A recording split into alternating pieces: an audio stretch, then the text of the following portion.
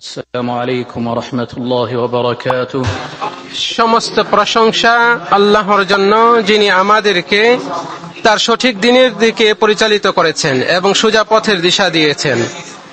আমি তার প্রশংসা করি সেই অনুভূতি নিয়ে যা তার অসীম দান ও অনুগ্রহের জন্য যথাযথ কৃতজ্ঞতা প্রদানে অক্ষমতার স্বীকৃতি দেয়।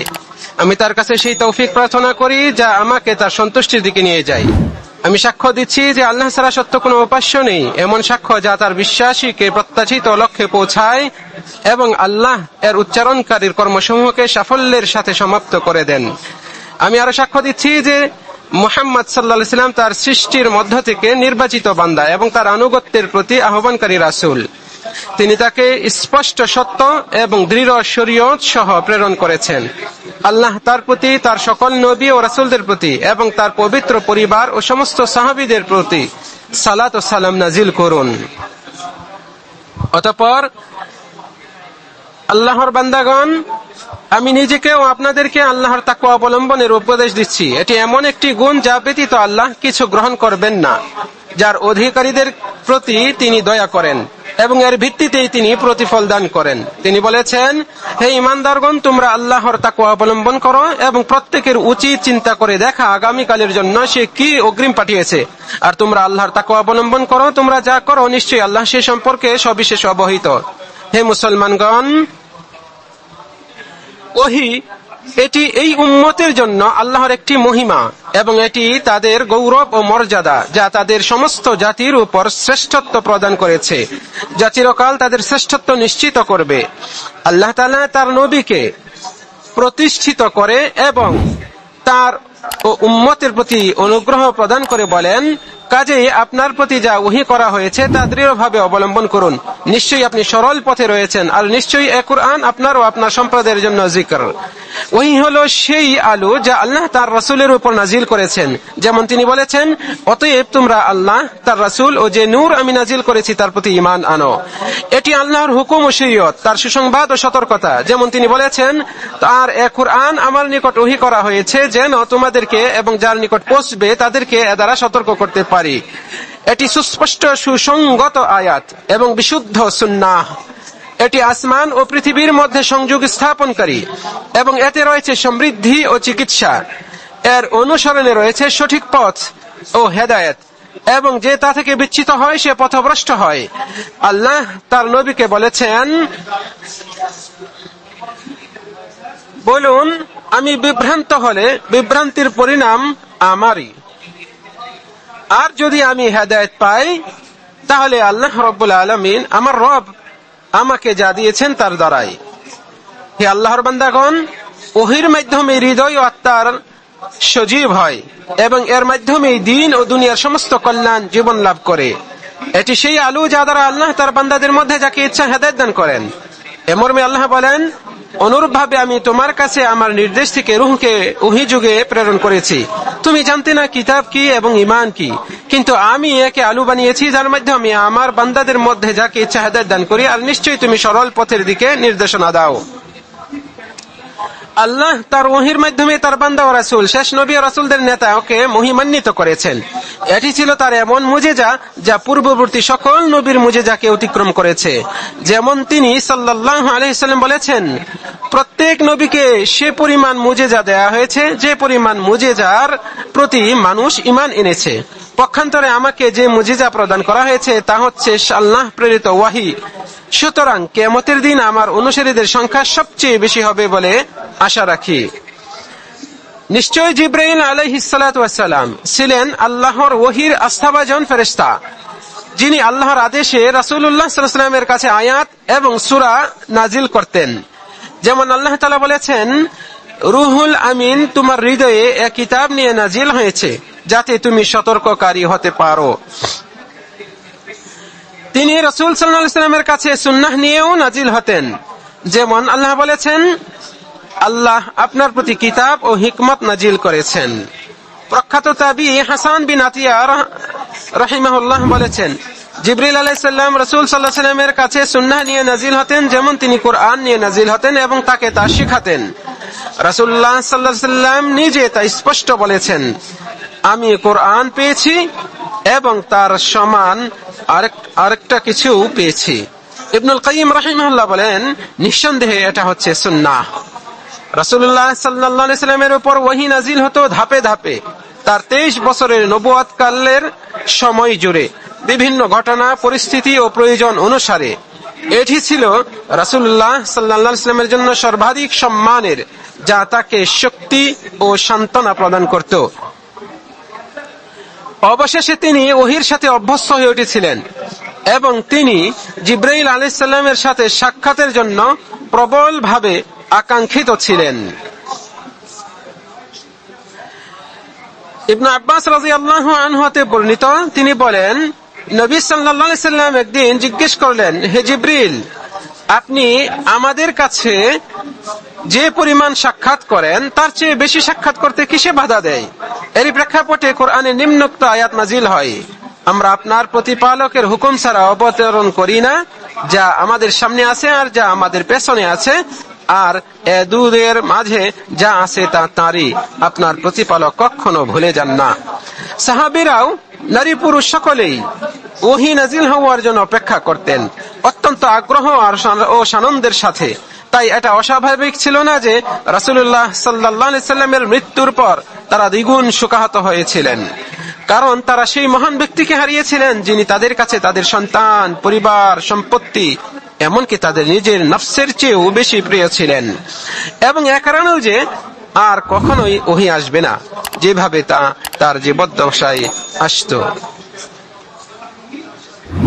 এই অবস্থার বর্ণনা আবু সুফিয়ান রাদিয়াল্লাহু আনহুর কথাই ফুটে উঠেছে, যখন তিনি রাসূলুল্লাহ সাল্লাল্লাহু আলাইহি সাল্লামের জন্য শোক প্রকাশ করে বলেছিলেন, আমরা ওহী ও নাজিল হওয়া হারিয়ে ফেলেছি। যেখানে জিবরিল আসতেন এবং চলে যেতেন, এটাই ছিল সেই বিষয় যা মানুষের অন্তরকে উদ্বেলিত করেছিল, যেন এটি একটি প্রবাহিত বিষাদ। রাসূলুল্লাহ সাল্লাল্লাহু আলাইহি সাল্লামের ইন্তেকালের পর আবু বকর রাদিয়াল্লাহু আনহু উমর রাদিয়াল্লাহু আনহুকে বললেন, রাসূল সাল্লাল্লাহু আলাইহি সাল্লাম যেমন উম্মু আইমানের সাথে সাক্ষাৎ করতে যেতেন, চলুন আমরাও তেমন তার সাথে সাক্ষাৎ করতে যাই।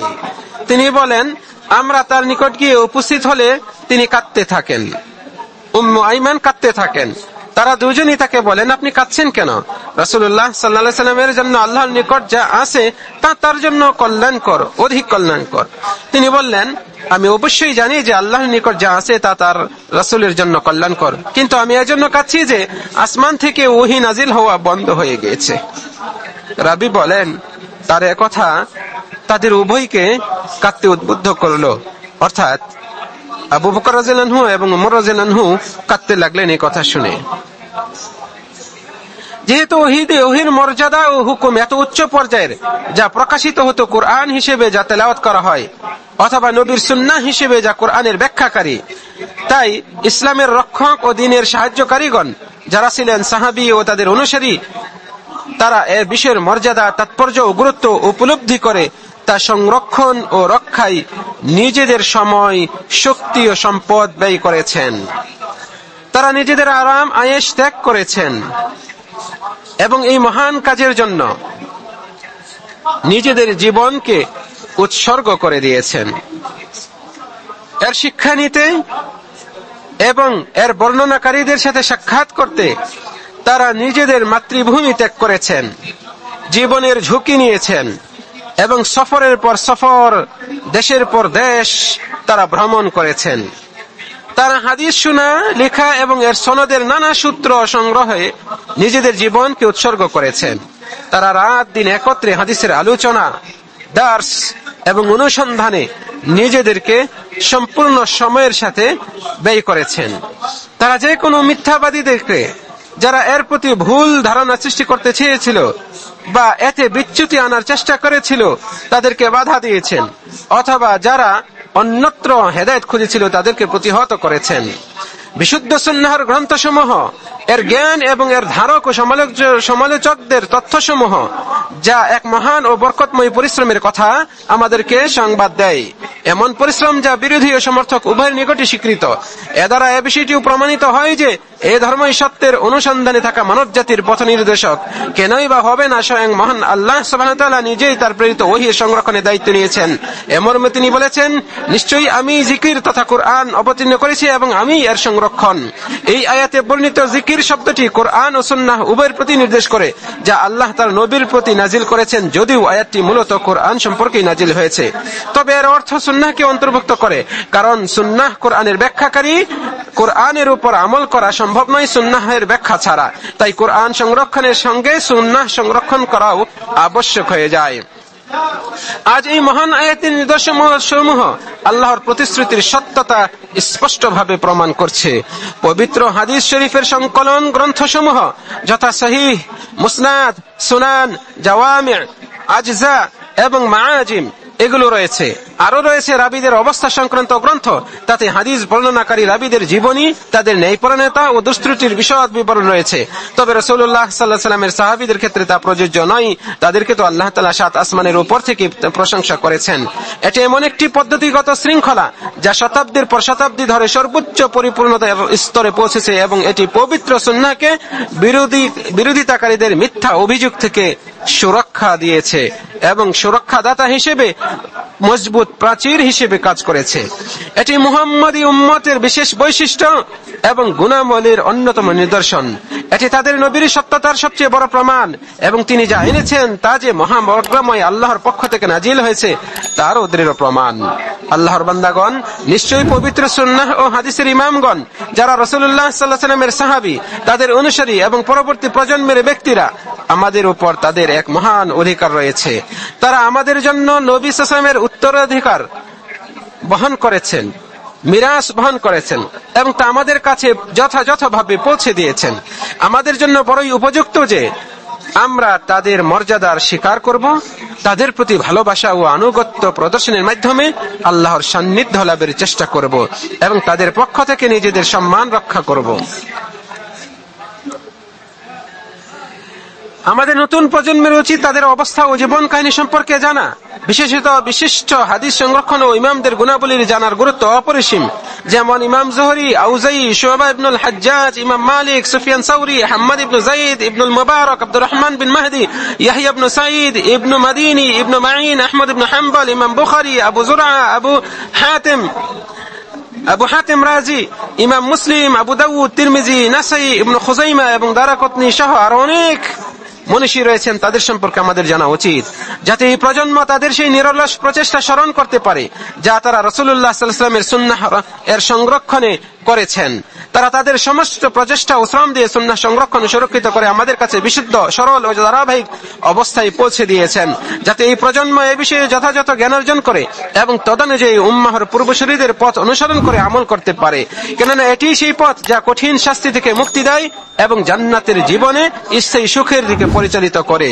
হে মুসলমানগণ, নিশ্চয়ই ঈমানের বিশুদ্ধতা এবং আকীদার পবিত্রতার অন্যতম লক্ষণ হলো রাসূল সাল্লাল্লাহু আলাইহি ওয়াসাল্লামের সুন্নাহর প্রতি মহব্বত ও শ্রদ্ধা প্রদর্শন, এর প্রামাণ্যতা মেনে নেয়া এবং তা মেনে চলা ও তার ভিত্তিতে ফয়সালা করা। যে কেউ আল্লাহর কিতাবে ঈমান আনে সে অবশ্যই রাসূলের সুন্নাহর প্রতি বাধ্যতামূলকভাবে ঈমান আনবে, কারণ আল্লাহ তাআলা তার রাসূলের প্রতি অবতীর্ণ কিতাবে রাসূলের অনুসরণ এবং তার প্রতি অবিচ্ছিন্ন আনুগত্যের নির্দেশ দিয়েছেন, যা চিন্তা ও বুদ্ধ দ্বারা ধরা পড়ুক বা না পড়ুক, জানা থাকুক বা না থাকুক, তার সমস্ত সংবাদে বিশ্বাস করতে বলেছেন। কারণ আল্লাহর নৈকট্য, সম্মান, ভালোবাসা ও সন্তুষ্টি অর্জন করার জন্য একমাত্র পথ হলো তার রাসূলের অনুসরণ ও আনুগত্য করা। তাই তো আল্লাহ সুবহানাহু ওয়া তাআলা বলেছেন, বলুন যদি তোমরা আল্লাহকে ভালোবাসো তবে আমাকে অনুসরণ করো, আল্লাহ তোমাদেরকে ভালোবাসবেন এবং তোমাদের পাপ ক্ষমা করবেন। মহান আল্লাহ তাআলা আরো বলেছেন, কাজেই যারা তার নবীর প্রতি ঈমান আনে, তাকে সম্মান করে, তাকে সাহায্য করে এবং যে নূর তার সাথে নাজিল হয়েছে সেটার অনুসরণ করে, তারাই সফলকাম। ইসলামের ইমামগণ নবীজির সুন্নতের মূল্য ও গুরুত্ব জানতেন, তাই তারা এর প্রতি শ্রদ্ধা পোষণ করতেন, এর অনুসরণে অন্যদেরকে উৎসাহিত করেছেন। তারা এর বিরোধিতা বা ব্যক্তিগত মতামতকে এর উপর প্রাধান্য দেওয়ার ফলাফল সম্পর্কে সতর্ক থাকতেন। আমিরুল মুমিনিন আলী বিন আবি তালিব রাদিয়াল্লাহু আনহু বলেছেন, যদি দ্বীন ইসলাম কেবল রায় বা যুক্তির উপর নির্ভর করত তবে পায়ের মোজার নিচের অংশে মাসাহ করা উপরের অংশের চেয়ে বেশি উপযুক্ত হতো। তবে আমি রাসূল সাল্লাল্লাহু আলাইহি ওয়াসাল্লামকে দেখেছি যে তিনি পায়ের মোজার উপরের অংশ মাসাহ করতেন। প্রখ্যাত সাহাবী আব্দুল্লাহ ইবনে মাসউদ রাদিয়াল্লাহু আনহু বলেছেন, তোমরা অনুসরণ করো, বিদআত করো না, কারণ তোমরা ইতিমধ্যেই যথেষ্ট কিছু পেয়েছো, কাজেই তোমাদের জন্য চিরন্তন বিষয় যথেষ্ট। বিশিষ্ট তাবেঈ আবু জিনাদ আব্দুল্লাহ বিন যাকওয়ান আল মাদিনী বলেন, সুন্নাত ও হকের দিকগুলো অনেক সময় মানুষের প্রাথমিক চিন্তার বিপরীতে এসে থাকে, কাজেই মুসলিমদেরকে অবশ্যই সুন্নতের অনুসরণ করতে হবে। উদাহরণস্বরূপ ঋতুবতী নারী সওম কাজা করবে কিন্তু সালাত কাজা করবে না। আরেকজন বিশিষ্ট তাবেঈ যিনি তার সময়ের উল্লেখযোগ্য আলেম আইয়ুব আস-সিখতিয়ানি রাহিমাহুল্লাহ, তিনি বলেছেন, যখন তুমি কারো নিকট হাদিস বর্ণনা করবে তখন যদি সে তোমাকে বলে এগুলো বাদ দিন, আমাদের জন্য কুরআনই যথেষ্ট, তবে জেনে রাখো সে পথভ্রষ্ট ব্যক্তি। ইমাম শাফিঈ রাহিমাহুল্লাহ বলেছেন, যখন কোনো বিষয়ে তোমরা রাসূল সাল্লাল্লাহু আলাইহি ওয়াসাল্লামের সুন্নাত পাবে তখন তার অনুসরণ করবে, অন্য কারো কথার প্রতি ভ্রুক্ষেপ করবে না। তিনি আরো বলেছেন, মুসলিমগণ এ ব্যাপারে একমত যে যখন কোনো বিষয়ে রাসূল সাল্লাল্লাহু আলাইহি ওয়াসাল্লামের সুন্নাত স্পষ্টভাবে প্রমাণিত হবে তখন কোনো ব্যক্তির কথার কারণে তা পরিত্যাগ করা বৈধ নয়। আল্লাহ তাআলা আমাকে আপনাদেরকে কোরআন ও সুন্নাহের নির্দেশনা দ্বারা উপকৃত করুন। তার কাছে ক্ষমা প্রার্থনা করছি, নিশ্চয়ই তিনি ক্ষমাশীল পরম দয়ালু। সমস্ত প্রশংসা আল্লাহর জন্য, যিনি সমস্ত নিয়ামতের জন্য প্রশংসার অধিকারী। শান্তি ও সালাম বর্ষিত হোক তার প্রিয় নবী বান্দা মুহাম্মদের প্রতি, যিনি শ্রেষ্ঠ জাতির প্রতি প্রেরিত হয়েছেন, এবং তার পরিবারবর্গ ও সাহাবীদের প্রতি যারা অন্ধকারের মধ্যে আলোকবর্তিকা ছিলেন। অতঃপর আল্লাহর বান্দাগণ, রাসূল সাল্লাল্লাহু আলাইহি ওয়াসাল্লামের সুন্নাত ও তার পদাঙ্ক আঁকড়ে ধরা ও তা মজবুতভাবে ধারণ করাই হলো সুস্পষ্ট সত্য পথ, এবং এতেই রয়েছে উম্মতের কল্যাণ। এটি উম্মতের ঐক্যবদ্ধ মতৈক্যের পথ, এটি মতভেদ ও দলাদলি থেকে মুক্তির রশি। এই উম্মতের পরবর্তী প্রজন্ম তার মাধ্যমে সংশোধিত হবে, যার মাধ্যমে প্রথম প্রজন্ম সংশোধিত হয়েছিল। এমনটি বলেছেন মদিনার ইমাম ও ফকিহ ইমাম মালিক বিন আনাস রাহিমাহুল্লাহ। তিনি এই কথাটি বলেছিলেন সেই সময় যখন মদিনায় নবুয়তের চিহ্ন ও সুবাতাস সুস্পষ্ট ছিল। হে মুসলমানগণ, কুরআন ও সুন্নাহর অনুসরণ, তার প্রতি সম্মান প্রদর্শন এবং তার সীমারেখা মেনে চলার সর্বোত্তম বরকত হলো রবের একত্ববাদের বিষয়ে মুসলিমের সঠিক আকীদা, দ্বীনকে একমাত্র তার জন্য একনিষ্ঠ করা এবং সকল ধরনের বিদআত থেকে নিজেকে মুক্ত রাখার মতো সম্মান অর্জন করা। বস্তুত যে ব্যক্তি এতদুভয়ের আলোতে নিজেকে আলোকিত করতে অভ্যস্ত হয় সে সরল সঠিক পথ প্রাপ্ত হয় এবং সে মজবুত রশি ধারণ করতে পারে। ফলে আল্লাহর নির্দেশে সন্দেহ ও সংশয়ের বাতাস তাকে টলাতে পারে না এবং প্রবৃত্তি তাকে পথভ্রষ্ট করতে পারে না। আল্লাহ ও তার রাসূলের উদ্দেশ্যে এরূপ অনুসরণ ও আত্মসমর্পণই বিশুদ্ধ ঈমানের শর্ত, যা আল্লাহ তাআলা তার এই বাণীতে উল্লেখ করেছেন। কিন্তু না, আপনার রবের শপথ, তারা মুমিন হবে না যতক্ষণ পর্যন্ত তারা নিজেদের বিবাদ বিসম্বাদের বিচার ভার আপনার উপর অর্পণ না করে, অতঃপর আপনার মীমাংসা সম্পর্কে তাদের মনে কোনো দ্বিধা না থাকে এবং সর্বান্তকরণে তা মেনে নেয়। বিশিষ্ট তাবী ও তার সময়ের সর্বশ্রেষ্ঠ আলেম মুহাম্মদ বিন মুসলিম আজ-জুহরি রাহিমাহুল্লাহ বলেছেন, আল্লাহর পক্ষ থেকে রিসালাত আর রাসূলের কর্তব্য হলো তা পৌঁছে দেয়া, আর আমাদের কর্তব্য হলো তা মেনে নেয়া। খলিফা উমর বিন আব্দুল আজিজ রাহিমাহুল্লাহ বলেছেন, তোমার কর্তব্য হচ্ছে সুন্নতকে দৃঢ়ভাবে ধারণ করা, কেননা তা তোমার জন্য রক্ষা কবচ স্বরূপ। জেনে রাখো, যিনি সুন্নতের প্রচলন করেছেন তিনিই জানেন এর বিপরীতে কি ভুল, ভ্রষ্টতা, বাড়াবাড়ি ও নির্বুদ্ধিতা রয়েছে।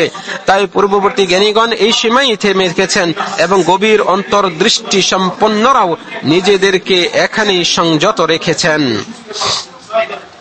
আল্লাহর বান্দাগণ, যে ব্যক্তি ওহীর আদেশ, নিষেধ এবং সংবাদের প্রতি সম্মান প্রদর্শন করলো সে প্রকারান্তরে আল্লাহকে সম্মান করলো, আর যে আল্লাহকে সম্মান করলো সে প্রকৃত অর্থে আল্লাহকে চিনলো। আর আল্লাহ বান্দার কাছ থেকে এটিই চান। প্রকৃত পক্ষে কোনো বান্দা এটি অর্জন করতে পারবে না যতক্ষণ না সে নিজেকে প্রবৃত্তি থেকে মুক্ত করে এবং একনিষ্ঠভাবে আল্লাহর নিকট প্রত্যাবর্তন করে। এরূপ করলে তার অন্তরে ওহীর নূর পরিস্ফুটিত হবে, ফলে তার চেয়ে উত্তম জীবনযাপনকারী এবং প্রশান্ত হৃদয় ও সুস্থ মনের অধিকারী আর কেউ হতে পারে না। হে আল্লাহ, আপনার কিতাব ও নবীর সুন্নাত মজবুত ভাবে ধারণ করার তৌফিক দানের মাধ্যমে আমাদের প্রতি অনুগ্রহ করুন। হে আল্লাহ, আপনার দয়ার উপর জীবনযাপন ও মৃত্যুবরণের তৌফিক দান করুন।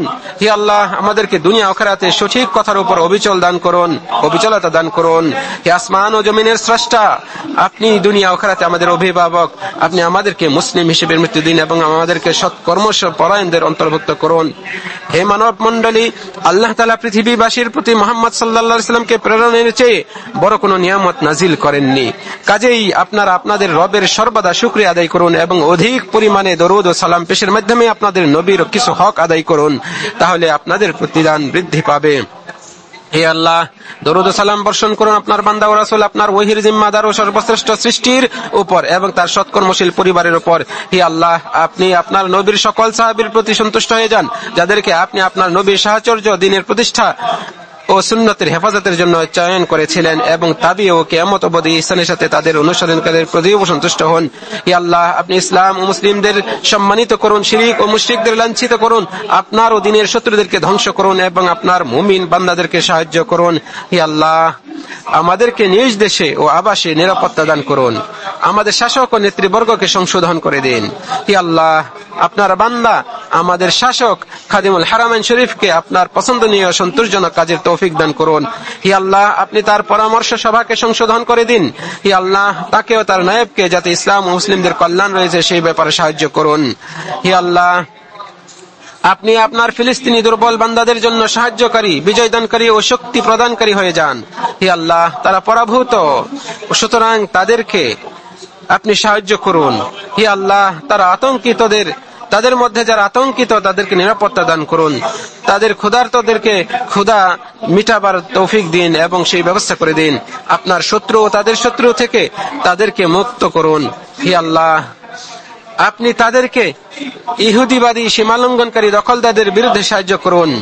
হে আল্লাহ, আপনি সকল স্থানের মুসলিমদের অবস্থা সংশোধন করে দিন, আপনি তাদেরকে হক ও হেদায়েতের উপর ঐক্যবদ্ধ করুন। মহান রব আল্লাহ সুবহানাহু ওয়া তাআলা সমস্ত সম্মানের অধিকারী, সকল প্রশংসা সৃষ্টিকুলের রব আল্লাহরই প্রাপ্য।